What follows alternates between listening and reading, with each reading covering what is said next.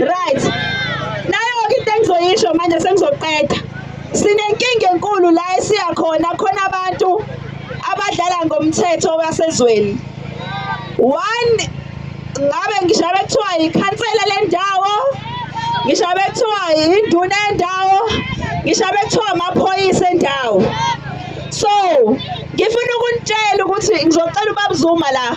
uBaba Zuma uzonitshela izinto ezimbalwa ngomthetho wase-South Africa engifanele niwenze. Okokuqala nje ngibonile ukuthi kunenkolelo yokuthi mawumbasha kuney'ndawo ongafanele uye kuzona kanjani. Ayikho yonke leyo nto. Yezwa. Kukhona ney'nkolelo yokuthi amaphoyisa adinga iwaranti ukuze angene endaweni makhona ubugebengu obenzakalayo ngaleso sikhathi. Ayikho yonke leyo nto. Niyangizwa? Ngisho ningavuka ekuseni makhona umuntu oyenza ubugebengu niyolanda amaphoyisa. Amaphoyisa awanayo imvumo yokunqaba. Niyangizwa? Angithi sesinayo isolution.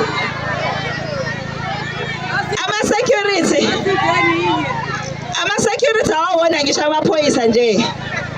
Okay.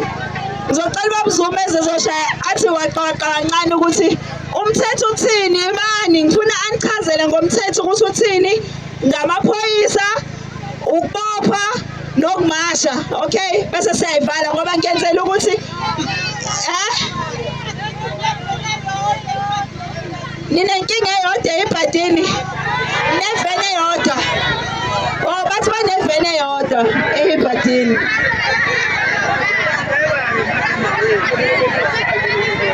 Mandla. Sanibonani.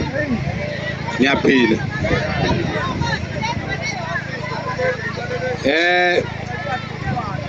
Indaba yevene eyodwa ngicabanga ukuthi izolunga because umphathi wesiteshi ukhona la. Ubaba uQwebana I believe.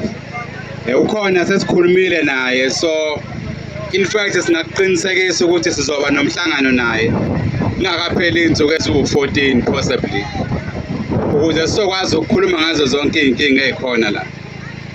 Mhlambe before nginichazele nje within 2 minutes ngale nto efanele nikwazi ukuyi-understanda niyiqonde ngomthetho. I-March and March mhlawumbe abanitshelanga akuyona i-organization yokuhlala emgwaqeni. Akuyona i-organization yokumasha every day kuze kuphele kuyeJesu ingenawo ama-solutions. Sizolontsha-ke impimpa hotline.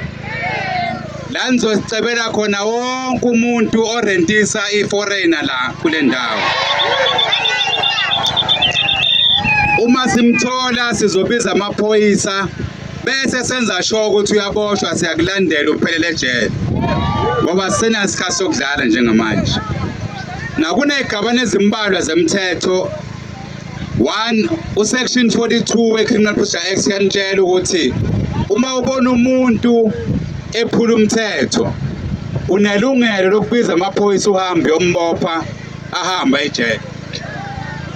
Obheke bathakatha abantu sekuphela ngisho ukuphefumula. So awukwazi ukulinda azayifikele wona amaphoyisa ukuqeda udlame nobugebengu. Ngoba nina nifani nabantu enibalwela ukuthi bahamba abayigebengu.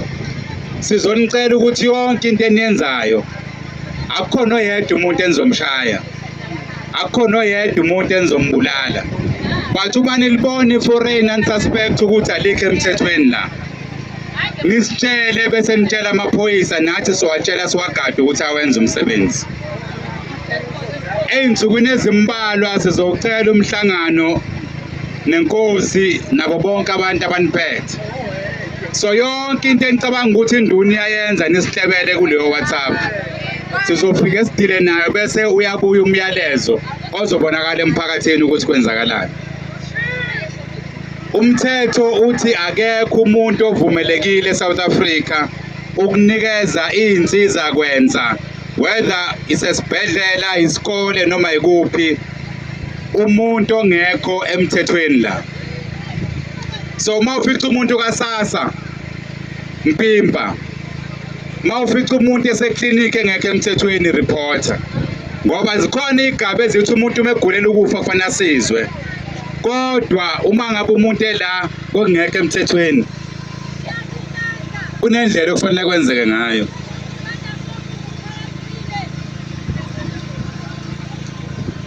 So wonke umuntu ola ngokwesigaba section 32 uma engekho emthethweni kumele adeportwe. So iphoyisa mangabe enzolinikeza umuntu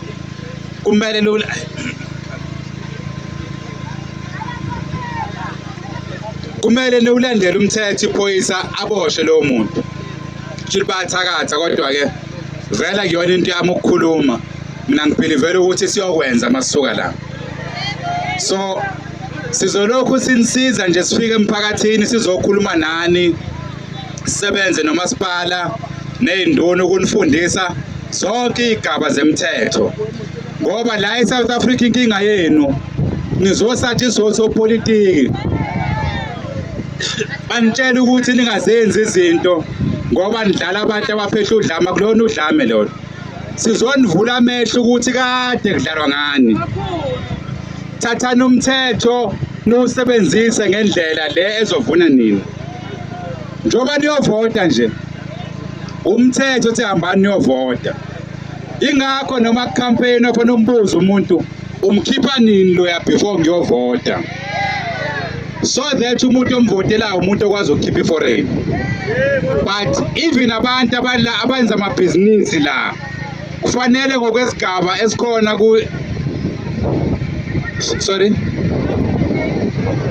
yes, khona nesigaba esikhona kuyumthetho wama companies ukuthi omasipala kufanele benze ama-bylaws ukuze umuntu mezofuna ukudlala ibhizinisi la ahambise ngokomthetho. Kufanele abe nemali abanayo, kufanele abe nama-documents ahamba ngokusemthethweni. So ke sizokhuluma nomasipala nabonke omasipala ukuthi akureview ama-bylaws ukuze wonke umuntu ola wangaphandle akawuyeke umnotho wasemakhaya kubantu basemakhaya. Konke lokho kuzonzwa ngokusemthethweni, ningalwenzi odlame, but izonifundisa